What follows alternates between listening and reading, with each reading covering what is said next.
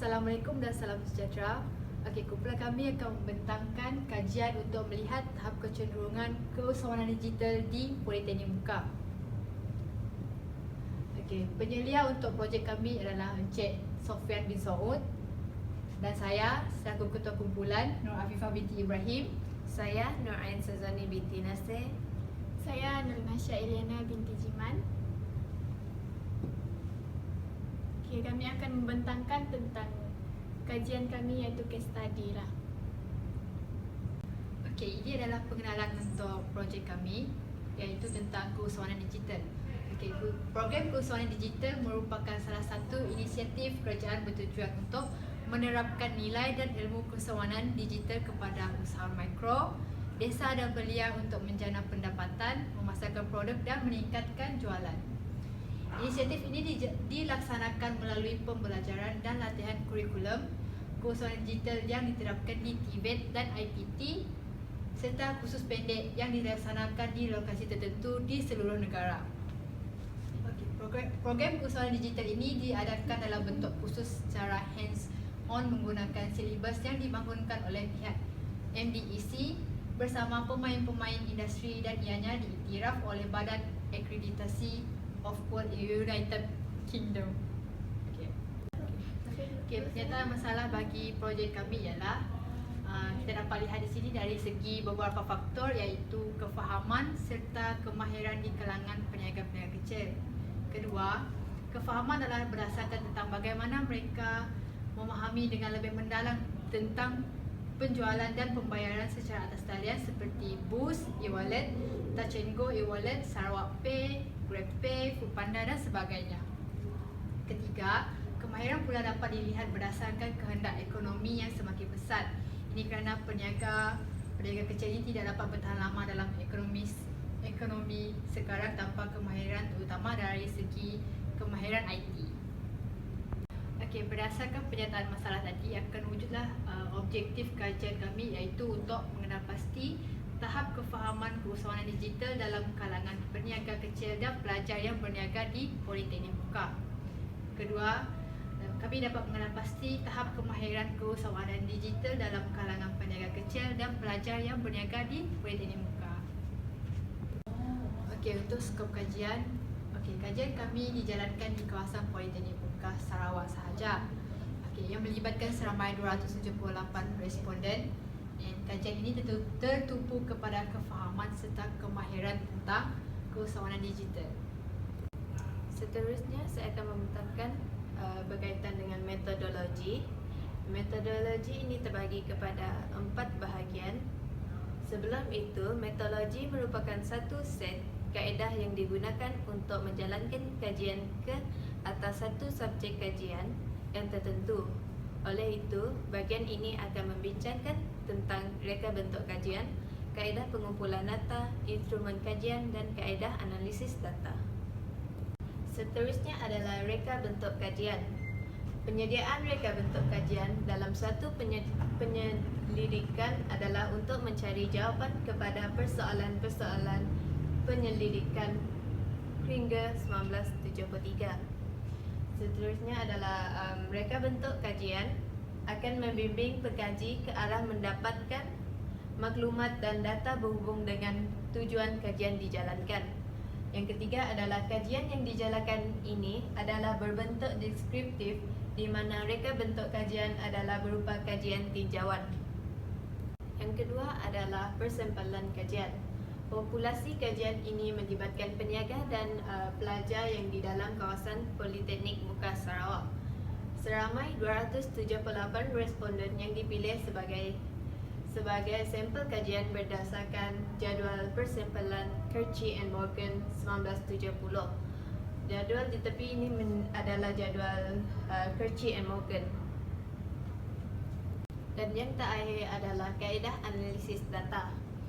Analisis data dilakukan bertujuan bagi mendapatkan hasil-hasil dan keputusan kajian untuk dijadikan maklumat yang berguna dan bermakna. Yang kedua adalah data-data yang diperolehi daripada soal selidik dianalisis dengan menggunakan perisian Statistical Package for Social Science SPSS.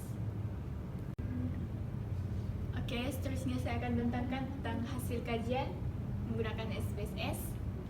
Sebelum tu saya akan terangkan tentang SPSS. SPSS ni adalah atau nama panjang dia Statistical Package for Social Science, adalah satu perisian software digunakan untuk menganalisis data.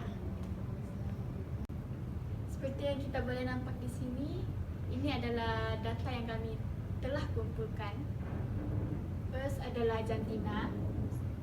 Majoriti yang menjawab, majoriti responden kami adalah perempuan, iaitu seramai 94.6% dan selebihnya adalah lelaki.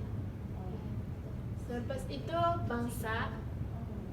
Bangsa majoriti adalah IBAN, iaitu seramai 33.1%. Yang lain adalah Melayu, Cina, India, Melanau dan lain-lain. Okey, seterusnya peringkat umur responden yang telah memberi respon terhadap kajian kami, iaitu majoriti ini adalah 20 hingga 30 tahun, iaitu seramai 68%. Bawah 20 tahun adalah seramai 26.6% dan 30 tahun ke atas 5.4%. Majoriti responden kami berstatus bujang, iaitu seramai 92.4% dan selebihnya berkahwin, duda dan janda. Selain itu, responden yang menjalankan perniagaan di PMU seramai 36.7% dan selebihnya ini adalah tidak menjalankan perniagaan. Okey, tempoh perniagaan, majoriti responden kami adalah tidak menjalankan perniagaan. Selepas itu, kurang setahun seramai 18.3%, 1 hingga 3 tahun 9%, lebih 3 tahun adalah seramai 4.7%.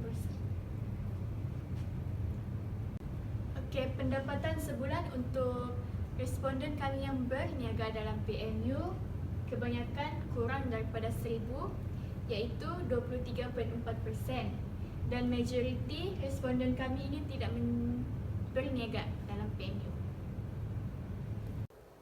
Okey, jenis perniagaan adalah seperti persendirian, rakan kongsi ataupun partnership dan lain-lain seperti ejen, dropship, pekerja bawahan.